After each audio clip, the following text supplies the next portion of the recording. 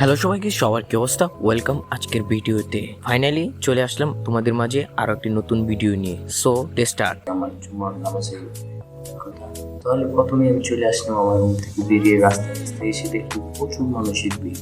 এখানে আমাদের আলজুবাইল দাম্মামের আলজুবাইলে ফেমাস একটা মসজিদ, সবাই জুমার নামাজ পড়তে আসে দূর দূরান্ত থেকে। তো আমি চলে আসলাম তাদের মাঝখানে, আমি জুমার নামাজ পড়বো এই জুমা মসজিদে। তো নামাজ পড়ার জন্য আমি রেডি হয়ে নিচে আসলাম। নিচে এসে সবার সাথে সারিবদ্ধ হয়ে হাঁটতে শুরু করলাম। মসজিদের কাছাকাছি এসে দেখি প্রচুর মানুষ। এখানে এত মানুষ আসবে আমি নিজে কল্পনা করতে পারিনি। তো আমি নামাজ পড়ার জন্য চলে গেলাম ভিতরে গিয়ে দেখি আরো মানুষ। ভিতরে মসজিদ পুরো আবার দেখলাম অনেক প্রবাসী ভাইয়েরা এখান থেকে দূর দূরান্ত থেকে এসে এখানে নামাজ পড়ে।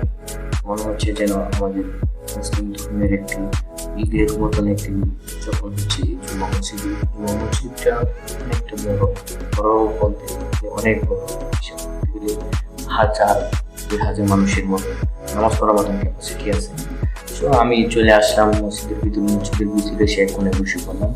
বসে খুদবা শুনতে শুরু করলাম। খুব ভালো লাগছিল।